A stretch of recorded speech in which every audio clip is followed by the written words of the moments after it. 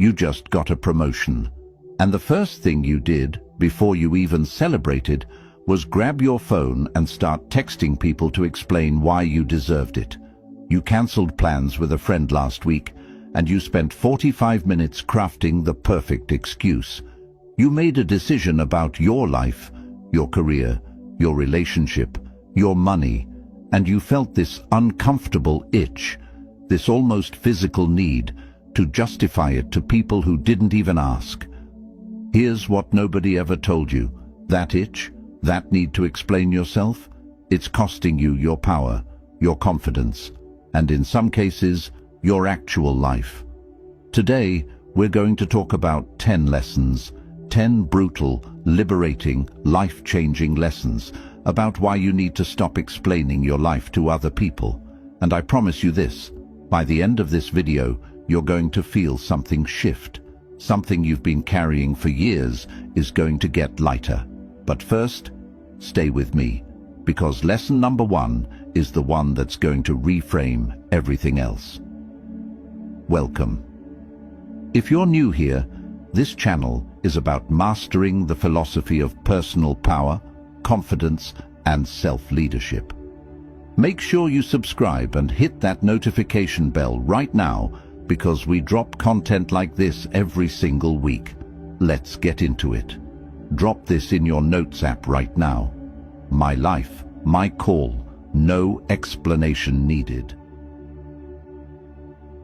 Lesson 1. You don't owe anyone an explanation. When did you sign the contract? No, seriously. When did you sit down, pick up a pen, and agree that every decision you make in your life has to be approved, validated, or understood by the people around you? You didn't. Nobody did. But most of us are living like we did. We walk around with this invisible contract in our heads, this unspoken agreement that says, if I do something, I must explain it. If someone questions me, I must justify myself. If someone disagrees, I must convince them. And here's the wild part. Nobody gave you that contract. You wrote it yourself. Somewhere between childhood and adulthood, you absorbed a belief that your choices need external permission to be valid. Think about where that came from. Maybe you had parents who questioned every decision. Maybe you grew up in an environment where your choices were criticized or dismissed.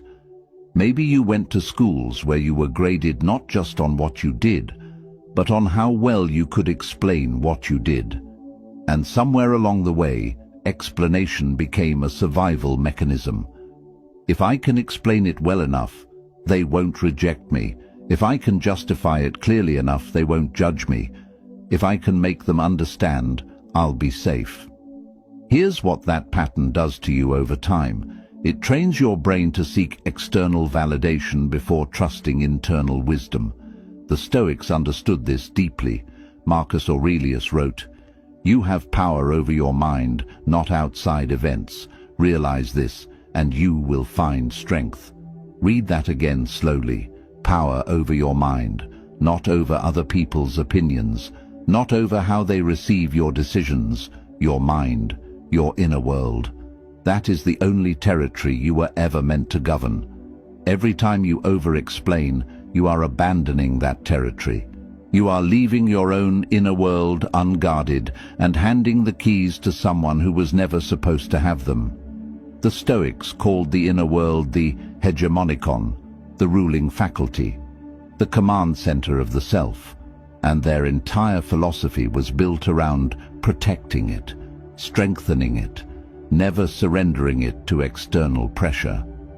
When you stop explaining, when you make peace with the fact that not everyone will understand your choices, and that's completely fine, you reclaim that command center. You take back the keys.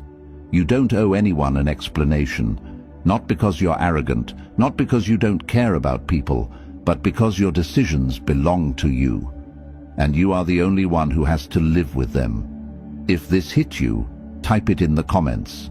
I decide, I move, no permission asked. Lesson 2. Over-explaining is a trauma response. This might be the most important thing I say in this entire video. Over-explaining is not a communication style. It is not a personality trait. And it is absolutely not a sign of intelligence or thoughtfulness, even though that's what many of us tell ourselves. Over-explaining is, in most cases, a trauma response. Now, before you close this video and say, "I don't have trauma," stay with me. Because trauma doesn't only mean big catastrophic events. Trauma is any experience that taught your nervous system that it wasn't safe to simply exist without justifying your existence. Growing up in a home where your feelings were dismissed, where you said, "I'm sad," and the response was, "You don't have a reason to be sad." So you learned to build a legal case for your emotions before you express them, growing up with a critical parent, where every decision was scrutinized, where you got the message, spoken or unspoken, that your judgment couldn't be trusted. So you started outsourcing your judgment to others, being in a relationship, romantic, professional, or friendship, where you were constantly questioned or made to feel that your perspective was invalid. So you developed over-explaining as a preemptive defense. This is the part most self-help content skips.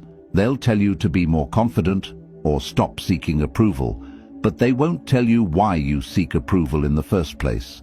And when you don't understand the why, the habit doesn't change. It just goes underground.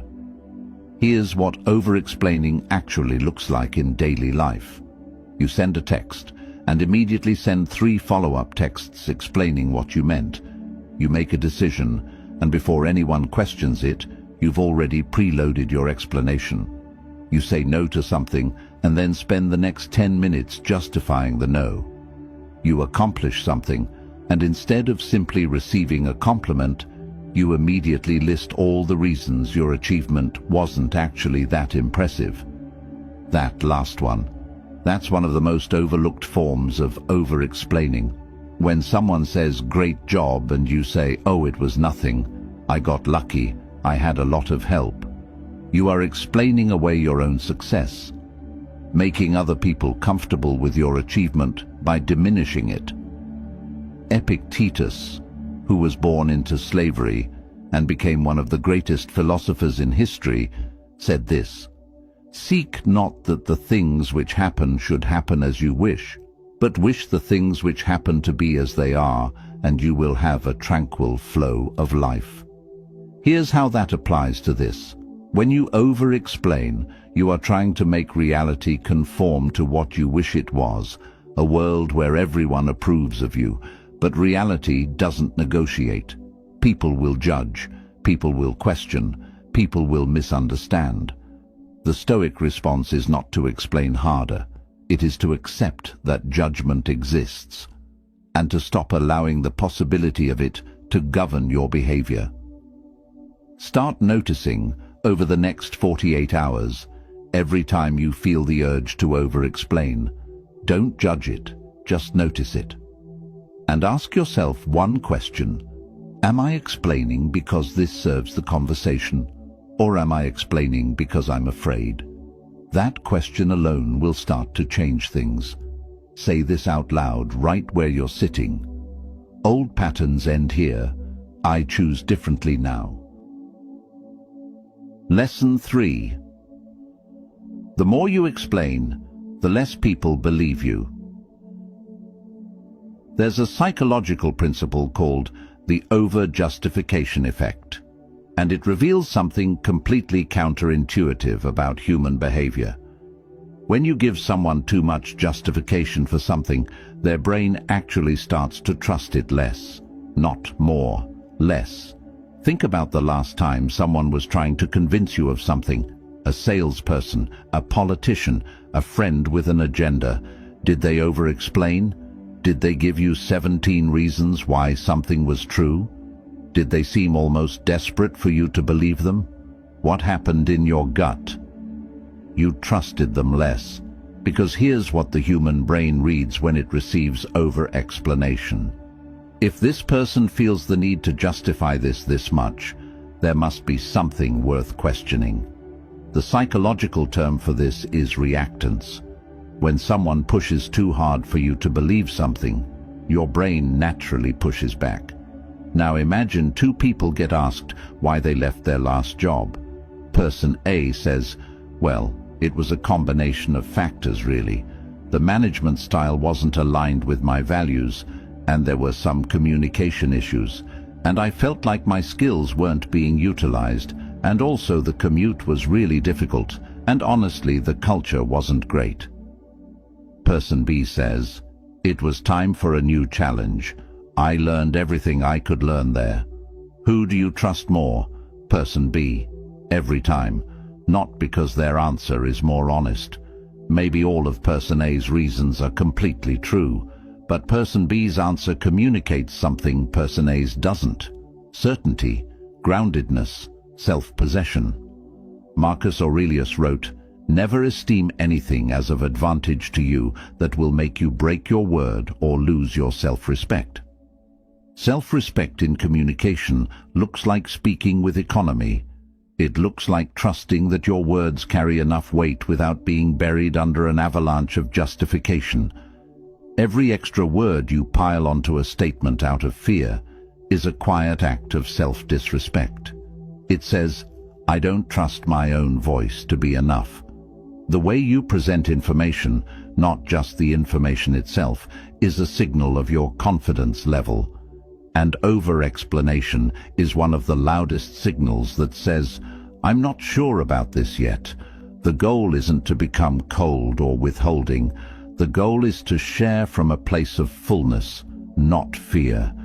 When you share from fullness, you say, "Here's what I've decided and why it matters to me."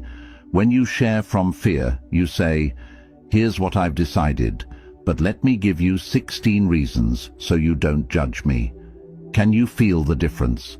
Screenshot this and put it somewhere you'll see it daily. Less words, more power. Lesson 4. The people who need you to explain yourself don't actually trust you.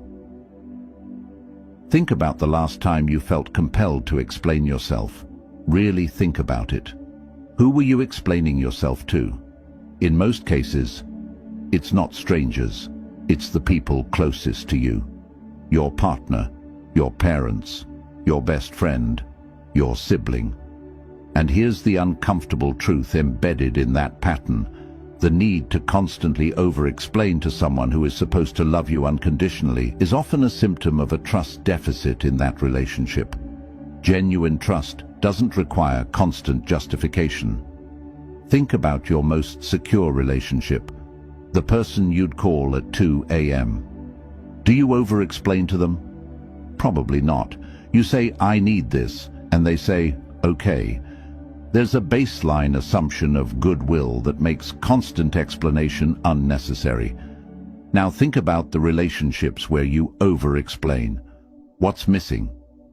In many cases, it's one of three things: a history of having your judgment dismissed, conditional love or approval, where love feels like it depends on your performance, or a power imbalance, where the less powerful person feels they must justify their choices to the more powerful one. Seneca said, "Associate with those who will make a better man of you. Welcome those whom you yourself can improve. The process is mutual, for men learn while they teach." The Stoics were deliberate about their inner circle, not because they were elitist, but because they understood that the people you spend the most time with shape the internal dialogue you carry even when you're alone. If the people closest to you constantly demand explanation, over time you internalize that demand. You start cross-examining yourself before anyone else gets the chance. Here's a tool to use. Take your top 5 relationships, and for each one, ask yourself, when I share a decision with this person, what's my default expectation of their response? If your default expectation is acceptance, that relationship has a foundation of trust. If your default expectation is questioning or judgment, that relationship has a trust deficit worth addressing. This doesn't mean cutting people off. It means knowing which relationships require emotional preparation and why. Because you can love someone and also acknowledge that they don't make you feel safe enough to be fully yourself. Both things can be true at the same time. If your relationships came to mind just now, write this down. Trust is earned. Proof is not required. Lesson 5. Silence is not a weakness. It's your superpower. Most people are terrified of silence. The moment a conversation pauses, the moment someone asks a question and there's a beat of quiet, most people rush to fill it. And in that rush, they over-explain, they ramble, they say things they didn't mean to say.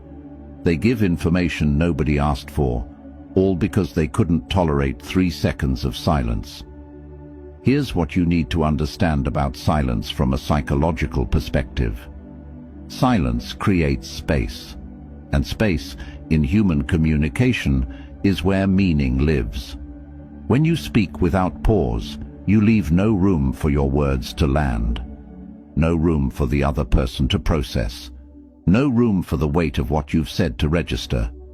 But when you speak and then allow silence, your words carry more gravity, more authority, more presence. Imagine you're in a job interview.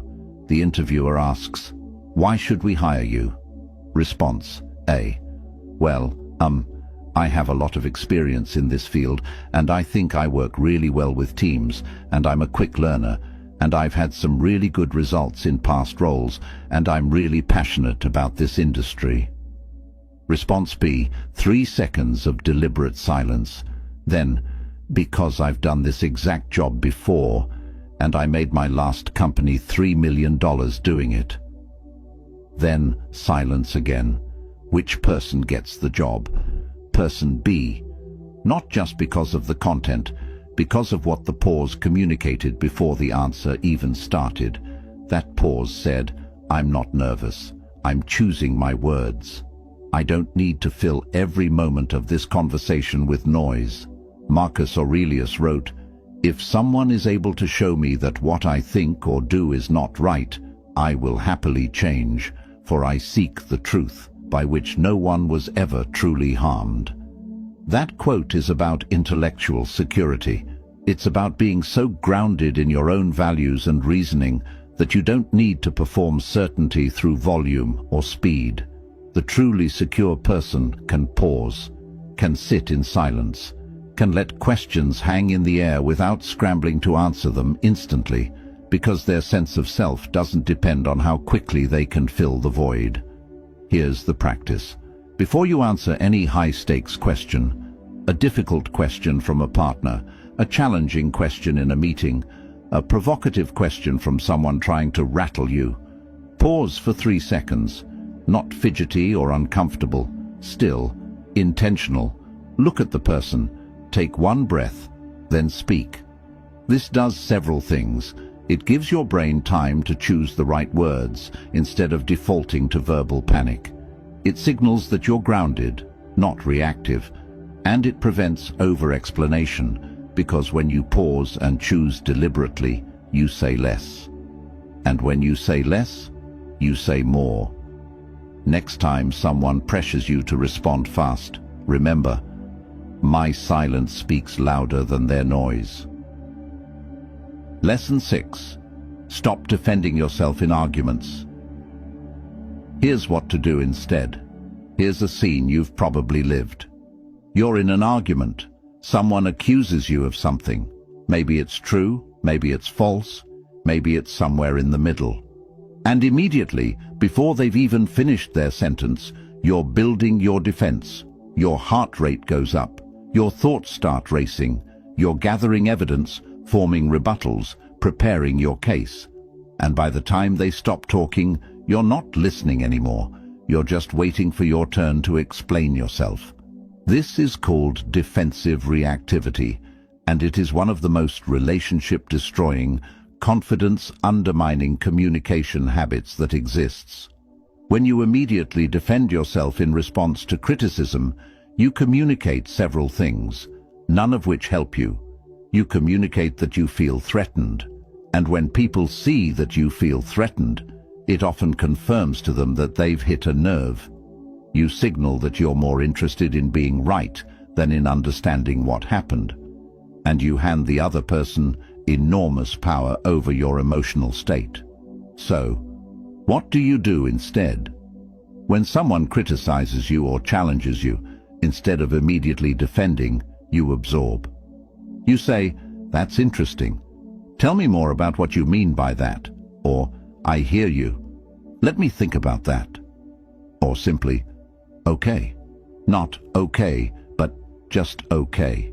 This feels deeply counterintuitive, because everything in your nervous system is screaming, defend, justify, explain. But here's what happens when you absorb instead. You completely disrupt the pattern of the conflict. The other person was expecting resistance. They were braced for it. When you don't give it to them, the energy of the argument deflates. You also give yourself time to figure out whether the criticism actually has merit. A lot of the time, defensive reactivity prevents us from benefiting from legitimate feedback because we're too busy fighting it off. Epictetus said, "If anyone tells you that a certain person speaks ill of you, do not make excuses about what is said of you, but answer, 'He was ignorant of my other faults, else he would not have mentioned these alone.'" Read that and let it land. The Stoic response to criticism is not defense. It is perspective. It is the quiet, unshakable awareness that your worth is not determined by someone else's opinion of you, and therefore their criticism carries no existential threat. You can consider it calmly. Take what's useful, release what isn't, without the whole thing becoming a battle for your identity. That is real power. Not the power to win arguments, the power to not need to. The next time someone tries to pull you into an argument, repeat this to yourself. I don't defend, I don't collapse, I stand. Lesson 7. How to communicate powerfully without over-explaining. By now you understand why you over-explain. You understand what it costs you. But here's the practical question. How do you actually communicate differently?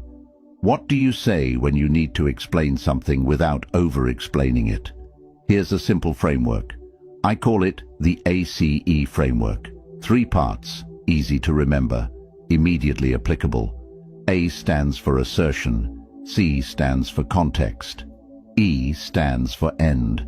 Most over-explanation happens because people lead with context and never get to the assertion, or they assert something, get anxious, and then pile on so much context that the assertion gets buried. The ACE framework flips that. First, assert. Start with your point, your decision, your answer, your boundary. Say it clearly, say it first. Instead of, "Well, I've been thinking about this for a while, and there are a lot of factors, and after weighing everything I decided that maybe I might want to consider not attending the event." Say, "I won't be at the event." Full stop. Start there. Second, context. If context adds value to the conversation, offer it, but minimal. 1 reason, 1 sentence, maybe 2, not a paragraph, not a list. "I have a prior commitment." Done. Third, end. End the explanation. Don't add qualifiers. Don't apologize. Don't trail off into another round of justification. "I won't be at the event. I have a prior commitment." Silence. That's it. Someone asks why you left a relationship. Old response. "It's complicated. We had some issues with communication, and I think we wanted different things, but I still care about them, and it wasn't really either of our faults. The timing was just off." And ace response. "It wasn't the right fit for either of us. If pressed, we wanted different things." End. Seneca wrote, "Hang on to your gut feelings. They know what they're talking about." That's exactly what the ACE framework protects. Your gut, your knowing, your original, uncontaminated sense of what's true. Every time you pile explanation on top of explanation, you bury your gut feeling under other people's potential reactions. The ACE framework keeps your gut feeling visible, audible, sovereign. When you use this framework consistently, it rewires your internal relationship with your decisions, because the act of asserting clearly, of putting your decision first, before any explanation, trains your brain to lead with confidence, not fear. Over time, you start making decisions differently, because you know that when you make a decision, you're going to have to stand behind it clearly. And that forces you to make better decisions, ones you actually believe in, ones you can assert without wincing. Tattoo this on your brain before your next hard conversation. I say it, I mean it, I stop. Lesson 8. There's a difference between explaining and communicating. Let me be very clear about something. This entire video is not a case for becoming closed off, secretive, disconnected. It's not an argument for stonewalling your partner, for being dismissive at work, for living in an emotional vacuum where nobody gets insight into your inner world. Healthy communication is one of the most important skills a human being can develop. The difference we're drawing here is not between explain and don't explain. The difference is between communication that comes from security and communication that comes from fear. There are specific situations where explaining yourself is not just appropriate, it's essential. When your decision directly impacts someone else who has a stake in the outcome, they deserve a clear, honest explanation. Not because you owe them approval, but because they're genuinely affected. When you make a mistake in a professional setting, a direct explanation of what happened and how you're fixing it is integrity. When you're teaching or mentoring, thorough explanation is literally your job. When vulnerability deepens connection in close relationships, sharing your inner world, your doubts, your reasoning, that's intimacy, not weakness. And when you've genuinely hurt someone and owe them clarity, a real explanation followed by accountability is not weakness, it's character. So here's the filter to apply in any situation where you're wondering whether to explain yourself. Ask, is this explanation serving them, serving us, or serving the relationship, or is it serving my need to feel safe from judgment? If it's the first three, communicate freely, richly, with warmth and detail. If it's the last one, that's the over-explanation we're working to unlearn. Marcus Aurelius wrote, "Waste no more time arguing about what a good man should be one." The Stoic tradition wasn't about becoming cold or unreachable. Stoics had deep friendships, profound love, and fierce loyalty.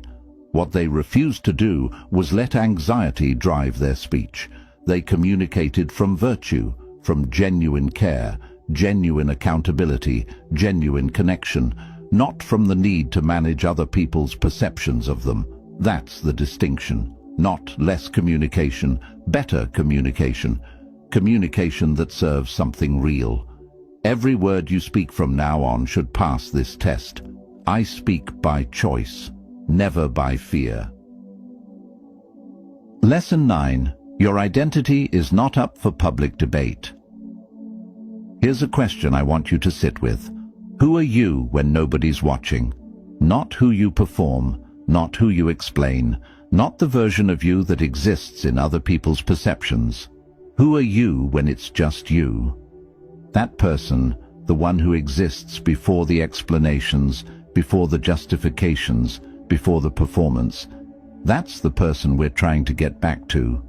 There's a concept in psychology called the looking glass self. The idea is that our self-image is largely formed by how we think others see us. We look at ourselves, and then we look at the reflection of ourselves in other people's eyes. And over time, for many of us, the reflection becomes more real than the reality. We start making decisions based on how they'll look to others. We start explaining ourselves endlessly because we've outsourced our identity to external opinion. And what that does over time is this. You lose yourself. Gradually, not dramatically. Each time you over-explain, each time you shrink your truth to fit someone else's comfort, a small piece of your authentic self gets filed away, unexpressed.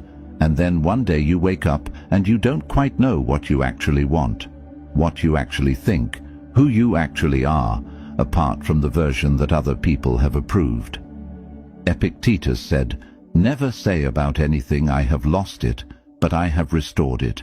Is your child dead? It has been restored. Is your wife dead? She has been restored.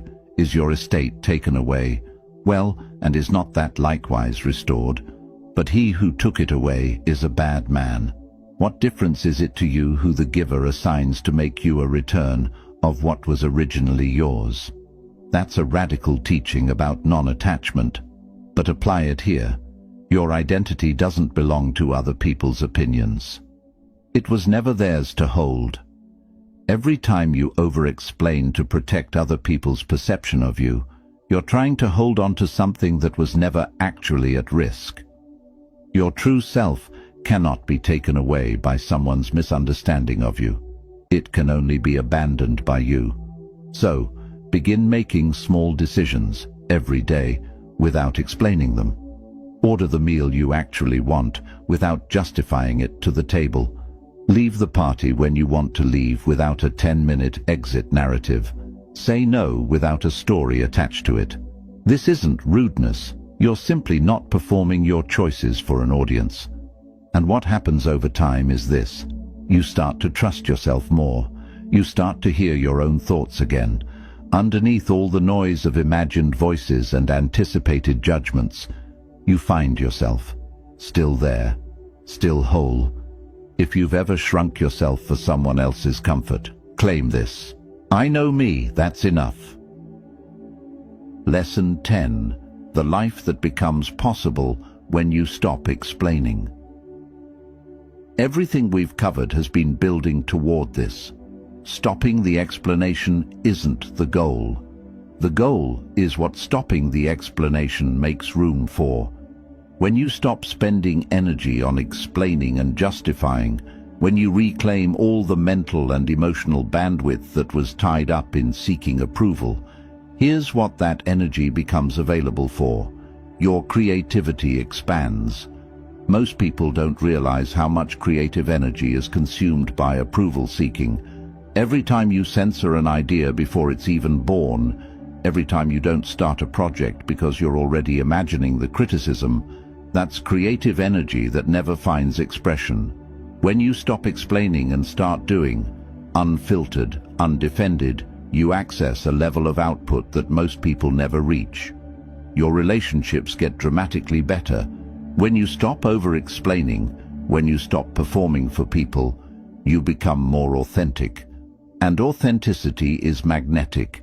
The connections you form when you're operating from genuine confidence are deeper, more reciprocal, and more sustaining than connections built on the performance of acceptability.